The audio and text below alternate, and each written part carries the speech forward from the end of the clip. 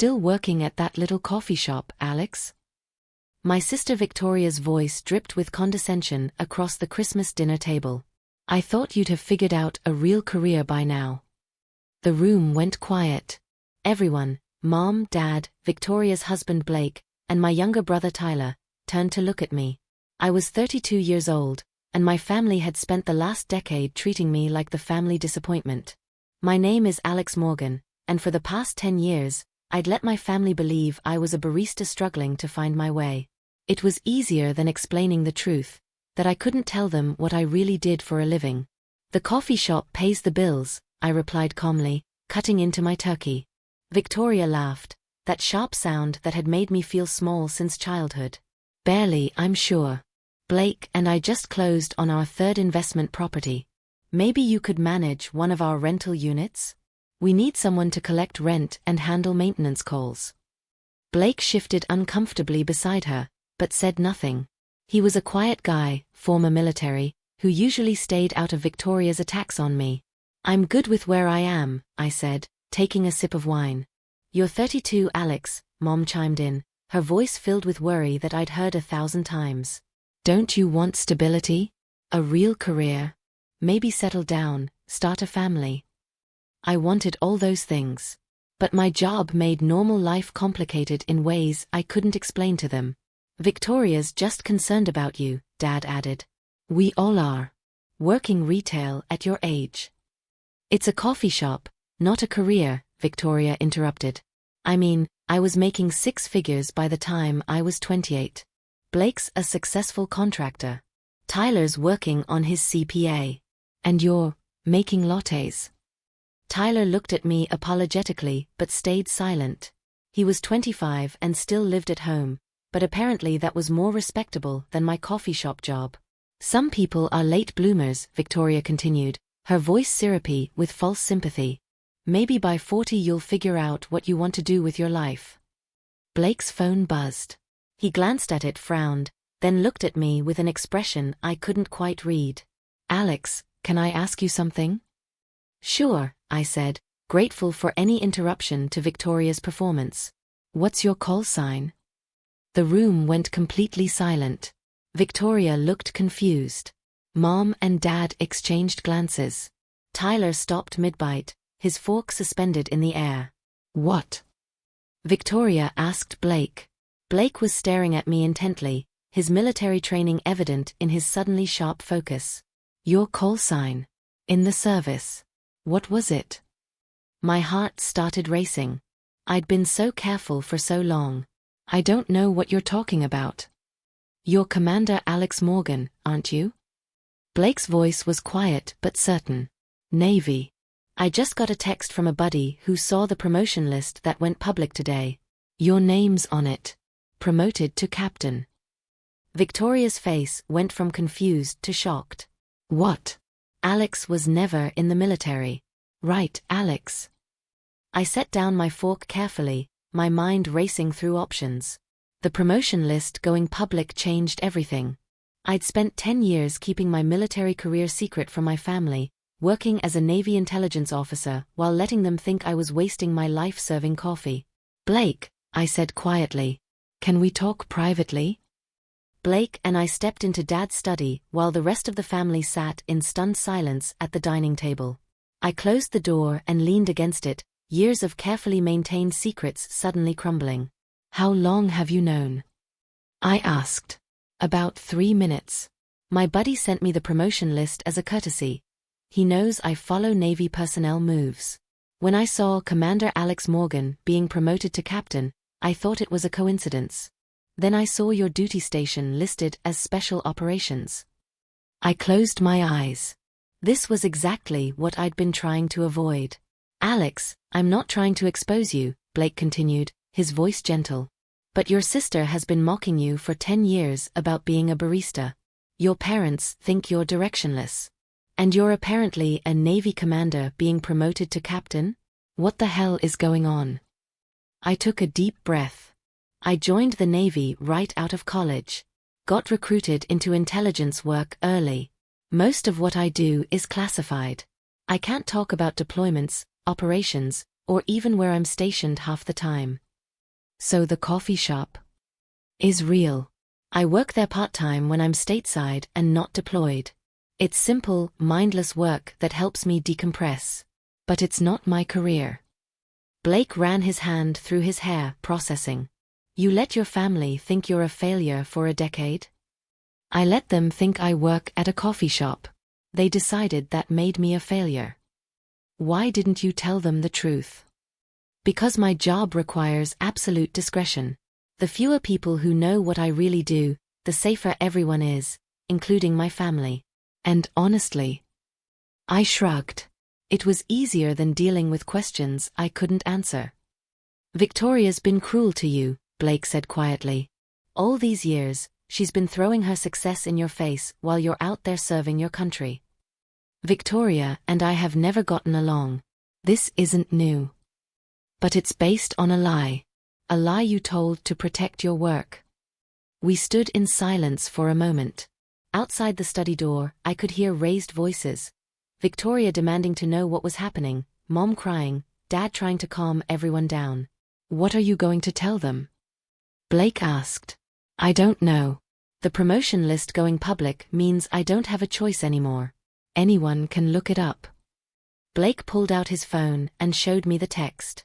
Sure enough, there was my name, Commander Alex Morgan, promoted to Captain, U.S. Navy. I walked back into the dining room. Everyone stopped talking immediately. Victoria stood up, her face red with anger or embarrassment, I couldn't tell which. You've been in the military this whole time, she demanded. And you just let us think you were some loser working at Starbucks? I work at a local coffee shop, not Starbucks, I corrected automatically. And I didn't lie. You asked what I did for work, I told you I worked at a coffee shop. You assumed that was my only job. That's manipulative, Victoria snapped. You deliberately let us think. I let you think whatever you wanted to think, I interrupted, my calm finally cracking.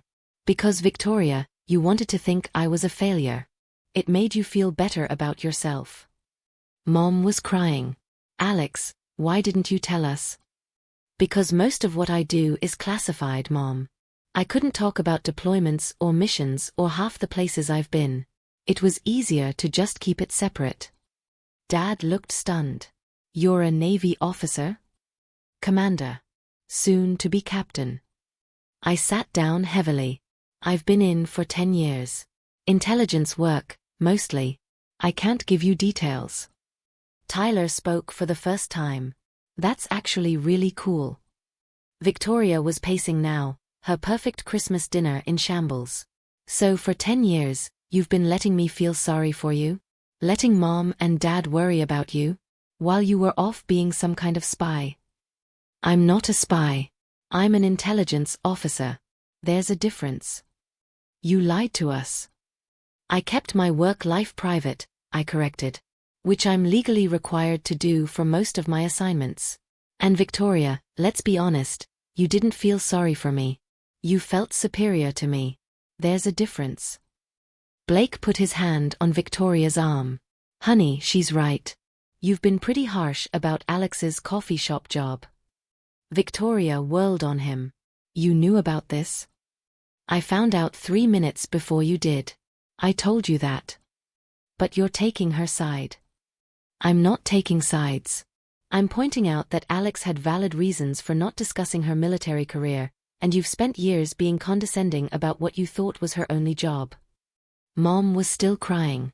Dad looked lost. Tyler looked fascinated. And Victoria looked like she'd been slapped. I need some air, Victoria announced, grabbing her coat and heading for the door. Blake followed her outside. After they left, I sat in the uncomfortable silence with my parents and Tyler. Mom finally wiped her eyes and looked at me. Why couldn't you tell us, sweetheart? We're your family. Because every time I came home, you'd ask questions I couldn't answer. Where was I deployed? What was I doing? Was it dangerous? And I couldn't tell you any of it. So it was easier to just let you think I was working at the coffee shop full-time. But we worried about you, Dad said quietly. I know. And I'm sorry for that. But Dad, what would you have preferred? Me telling you I was somewhere I couldn't name doing things I couldn't discuss, possibly in danger, for months at a time? Or thinking I was safe at home making lattes? He was quiet, considering. I suppose when you put it that way. I've been to places I can't tell you about. I've done things I can't discuss. Some of it was dangerous. Most of it was just intelligence work, analysis, briefings, coordination. But all of it was classified. Tyler leaned forward. Is that why you never talk about your life? Why you're always vague about where you've been? Yeah. Operational security. It becomes second nature after a while. What's your call sign? Tyler asked, clearly fascinated. Blake asked about it. What does that mean? I smiled slightly. In the Navy, especially in aviation and special operations, people get call signs, nicknames. Mine is Phoenix. Why Phoenix? That's classified, I said, but then relented at his disappointed face. Actually, it's not. I got it during my first deployment. Our operation went badly, we lost a lot of intelligence assets, and everyone thought the mission was dead. I managed to rebuild the network from scratch. Someone said I'd risen from the ashes and the name stuck.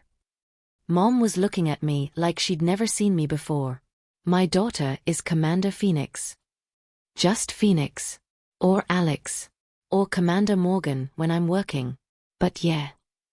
Captain Morgan soon, Tyler said, grinning. That's a rum, right? I threw a napkin at him. Don't even start with the jokes. I've heard them all in the Navy. Dad finally spoke. I don't know what to say, Alex. I'm proud of you. But I'm also hurt that you didn't trust us with this. It wasn't about trust. It was about security and simplicity. The front door opened and Victoria came back in, her face blotchy from crying. Blake followed, looking uncomfortable but supportive. She sat down at the table and looked at me directly for the first time in what felt like years. I've been horrible to you, she said quietly. I didn't disagree. For 10 years, I've made you feel small because I thought I was more successful. And the whole time, you were serving in the military doing classified work and just letting me be cruel to you. Victoria, I didn't join the Navy to one-up you. I joined because I wanted to serve. The intelligence work chose me, not the other way around.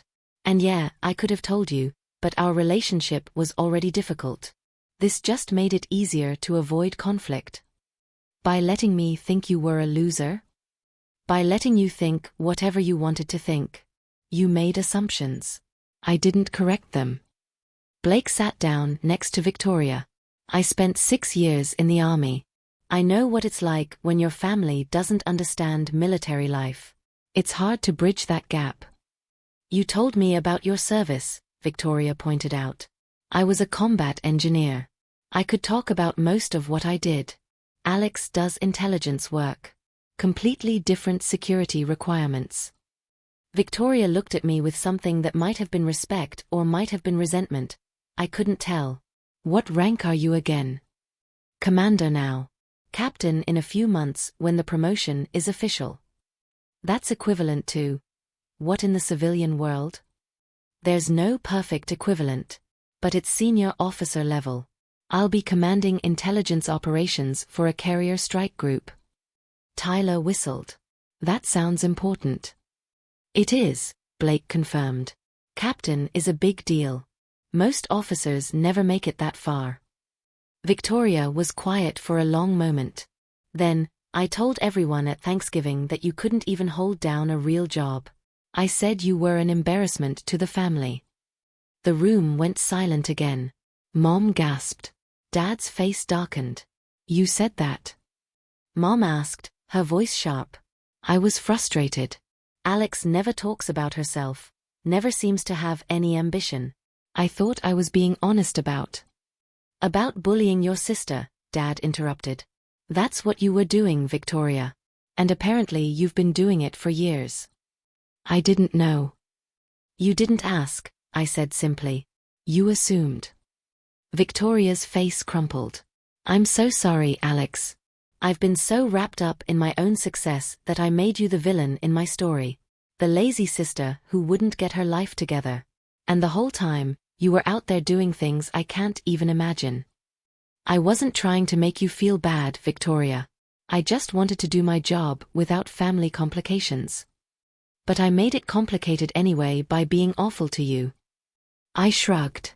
We've never been close. This just gave you another reason to feel superior. That's not fair, Victoria protested. I love you. You're my sister. You have a funny way of showing it. But I appreciate the apology. Blake cleared his throat. Can I ask about your promotion? Captain is a significant rank. What will you be doing? I hesitated, then remembered that the basic details were public now. I'll be the senior intelligence officer for a carrier strike group, coordinating intelligence operations across multiple ships and aircraft squadrons, supporting combat operations and strategic planning. That sounds intense, Tyler said. It is. But I've been working toward it for years. This promotion is a big deal for my career. Mom was crying again, but this time they were different tears. I'm so proud of you, honey. I wish we'd known. I have photos, I said quietly, from the past 10 years. I couldn't show them to you before because they'd raise questions. But since you know now. I pulled out my phone and started scrolling through pictures I'd kept hidden. Me in dress whites at a promotion ceremony. Me on the deck of an aircraft carrier. Me receiving an award from an admiral. Me with my intelligence team, faces blurred for security. Mom took my phone with shaking hands, scrolling through years of a life she'd never known I was living. Dad looked over her shoulder, his face cycling through emotions I couldn't name. You look so professional, Mom said. So confident. I am. In uniform, doing my job, I know exactly who I am. At family dinners, I'm just the disappointing daughter who makes coffee. Victoria winced. I did that to you. I made you feel that way. You reinforced it, I corrected. But I also let you. I could have told you years ago. I chose not to. Tyler was looking at a picture of me in full dress uniform. You look like a completely different person. I am a completely different person at work. I have to be. Blake studied one of the photos. Is that Diego Garcia? I looked at the image, me standing in front of a military transport plane. I can neither confirm nor deny. He grinned. Understood. Dad finally spoke, his voice thick with emotion. All these years, I thought you were wasting your potential. Your mother and I worried constantly. We didn't understand why you couldn't settle into a career. I had a career. I just couldn't tell you about it. Do you deploy often? I can't discuss specific deployment schedules. But yeah, I've been overseas a lot. That's why I'm vague about my schedule and hard to reach sometimes. Mom was still scrolling through photos. She stopped on one of me in combat fatigues, somewhere I couldn't identify to them even if they asked. Have you been in danger? Sometimes. Less than combat troops, more than most people realize intelligence officers face. But I've been trained for it, and I'm good at my job. That doesn't make me feel better, Mom said. It's not supposed to. But Mom, I chose this. I wanted to serve. The intelligence work found me because I'm good at it. Languages, analysis, strategic thinking. It's where I belong. Victoria was uncharacteristically quiet. Finally, she said, I don't know how to process this. My little sister is a Navy commander who's about to be a captain. I'm your older sister, I corrected. I'm 2 years older than you. You know what I mean. We sat around the table for another hour, them asking questions I could and couldn't answer. Tyler wanted to know about the coolest places I'd been, classified. Dad wanted to know about career advancement, some public information, some classified. Mom wanted to know if I was safe, a complicated question. Victoria was mostly quiet, processing the revelation that her loser sister was actually more accomplished than she'd ever imagined. Finally, Blake asked the question I'd been waiting for. Why now? Why let us find out this way instead of telling us yourself? I didn't plan to tell you. The promotion list going public forced my hand. In a few weeks, anyone could have Googled my name and found out I'm a Navy captain. I was going to have to tell you anyway. Were you ever going to tell us if the promotion list hadn't been published? Victoria asked. I considered lying, but I'd done enough of that. I don't know. Maybe. Eventually. When I retired, probably. It would have been easier to explain it all as past tense. That would have been in 20 years, Dad said. Yeah. I know. Mom was crying again. 20 more years of thinking you were struggling when you were actually serving your country. Alex, that breaks my heart. I'm sorry, I said, and I meant it. I'm sorry I let you worry. I'm sorry I wasn't honest. But I'm not sorry for my career or for keeping it private. Those were the right decisions for me at the time. Even if it meant letting Victoria be cruel to you? Tyler asked. I looked at my sister. Victoria was cruel because that's who she chose to be. She didn't need accurate information about my career to choose kindness instead. She just needed to be a better person. Victoria flinched. That's harsh. It's true. You could have been supportive of your sister who worked at a coffee shop. Instead, you were condescending. My military career doesn't change that about you. Blake squeezed Victoria's hand. She's right. You owe Alex more than just an apology about the misunderstanding. You owe her an apology for years of treating her badly regardless of what her job was. Victoria stood up abruptly. I need some time to process this. Blake, can we go? Victoria, Mom started. I'm not angry, Victoria interrupted. I'm just overwhelmed. I found out my sister has this whole secret life, and I've been terrible to her for years, and I don't know how to fix it. I need some space to think. After Victoria and Blake left, I helped Mom clear the table while Dad and Tyler sat in the living room. Mom was quiet, washing dishes with mechanical precision. I'm sorry, Mom, I said finally. I should have found a way to tell you. I understand why you didn't. I'm just sad that I missed so much of your life. All those deployments, all those accomplishments. I wasn't there for any of it. You couldn't have been. Most of it happened in places you couldn't visit, doing things I couldn't have explained. But the promotions, the awards. We could have celebrated those. We're celebrating one now, I pointed out. Captain is a big deal. Maybe we can have a proper celebration once it's official. Mom hugged me suddenly, soapy water and all. I'm so proud of you. And I'm so sorry if we ever made you feel like you weren't enough. You didn't. Victoria did. But that's on her, not you. We finished the dishes in comfortable silence. When we returned to the living room, Tyler immediately asked, Can you teach me how to say something in a foreign language? Which language? I don't know. How many do you speak? I smiled. That's classified. Come on. Okay, fine. I speak 5 fluently, 3 conversationally. Which ones? Also classified. Tyler groaned. This is going to be annoying, isn't it? Dad had been quiet through most of the evening, processing. Now he looked at me seriously. Alex, I owe you an apology. I've spent years thinking you lacked direction and ambition. I worried you'd never make something of yourself. And the whole time, you were serving our country with distinction. You didn't know, Dad. I should have trusted you more. Should have believed that you had your reasons for being private about your life. Would you have stopped worrying if I'd told you I was in the military but couldn't tell you where or what I was doing? He considered that. Probably not. I'd have worried more. Exactly. This way, you thought I was safe making lattes. Ignorance was bliss. But it was based on deception. It was based on operational security and my need to keep my work life separate from my family life. You're making it sound more sinister than it was. Tyler jumped back in. What's the coolest thing you've done that you can tell us about? I thought about it. I briefed the Secretary of Defense once. He asked me a question about a situation overseas, and I had the answer. That felt pretty cool. That's it. Most of the really cool stuff is classified. That's such a cop-out. That's my life. We talked until almost midnight.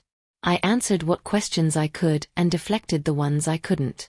Tyler was endlessly curious about military life. Dad wanted to understand the career path and what my promotion meant. Mom just wanted to make sure I was happy and safe. Around 11, Victoria texted me, "Can we talk tomorrow? Just the two of us." I showed Mom the text. Should I? She's your sister. She's processing. Give her a chance to make things right. The next morning, I met Victoria at a coffee shop, ironically, the one where I actually worked part-time.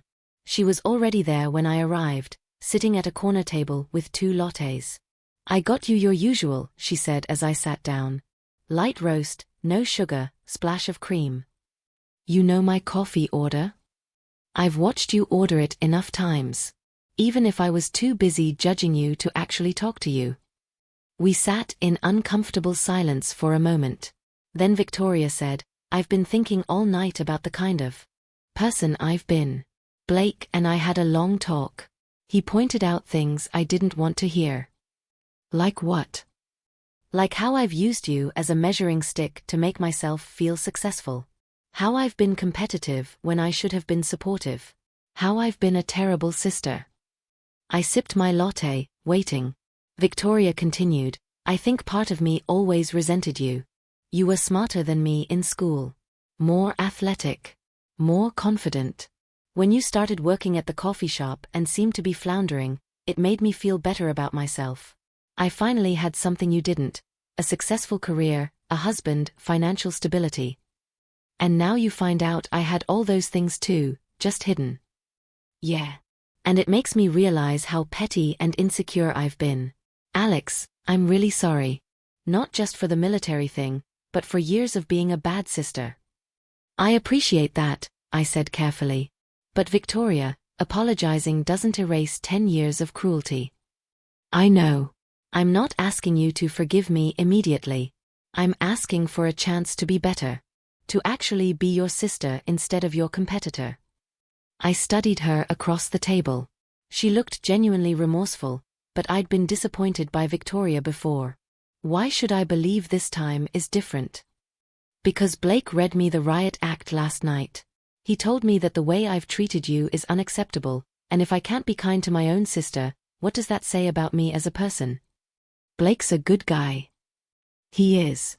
And he's right. I've been so focused on proving I'm successful that I forgot to be a good person. We talked for over an hour. Victoria asked about my military career, the parts one could discuss.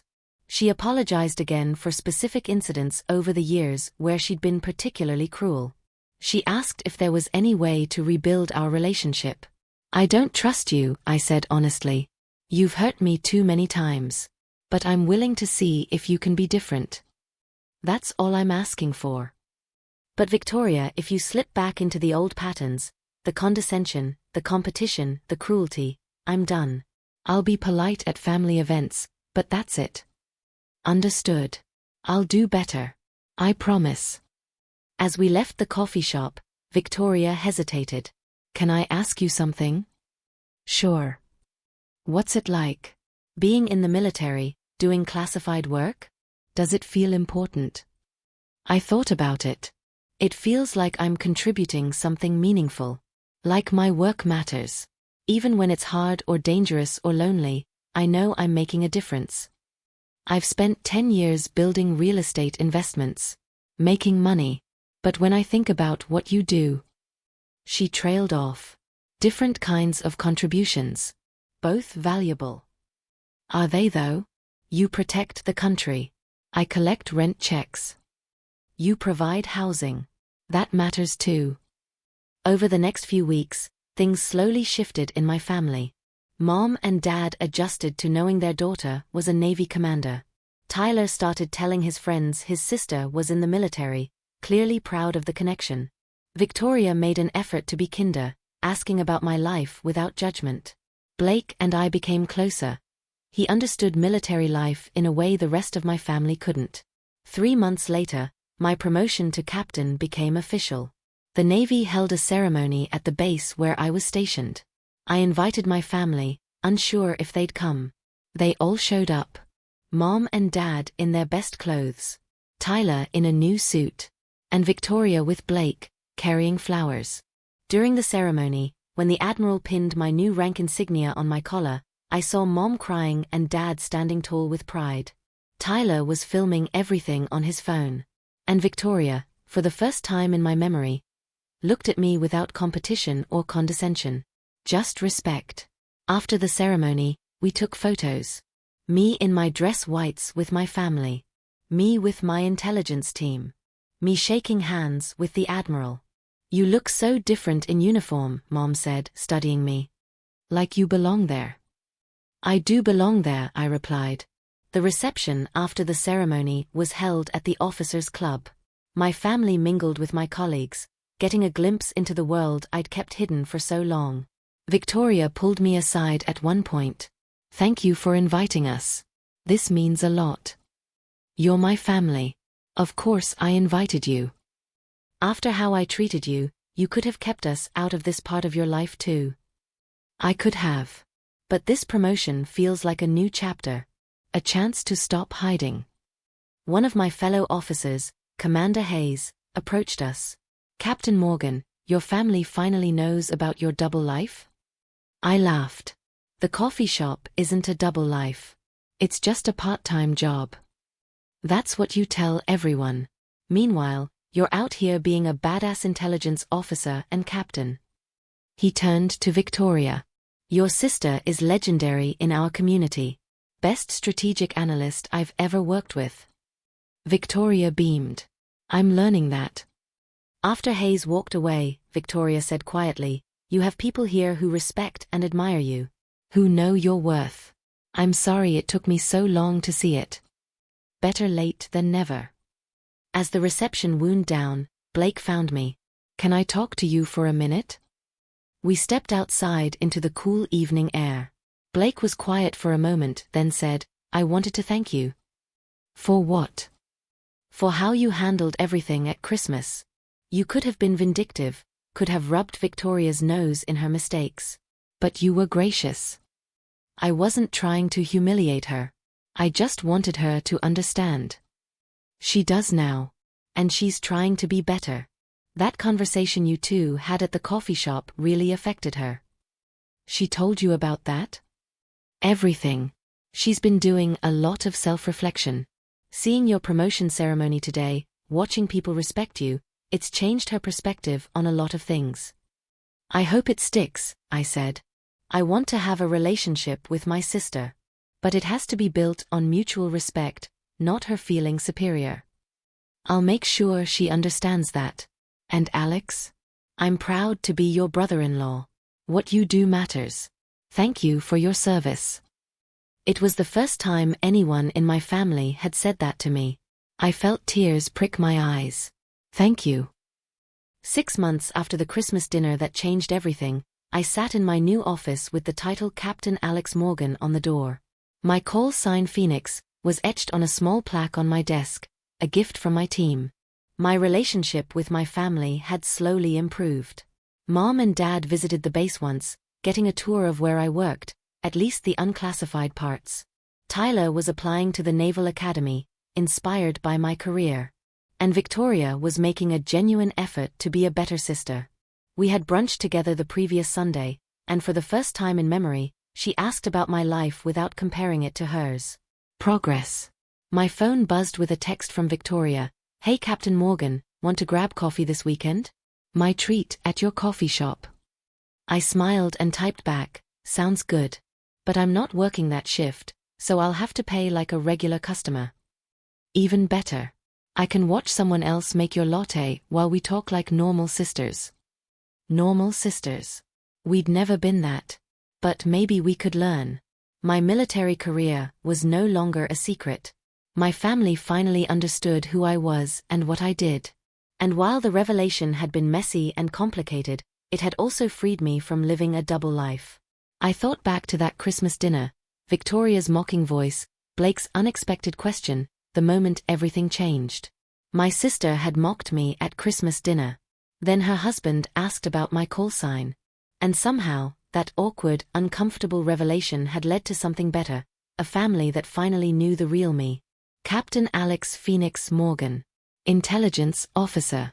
Coffee shop barista. Sister, daughter, and someone who'd risen from the ashes of family judgment to become exactly who she was meant to be. And for the first time in 10 years, I didn't have to hide any part of that.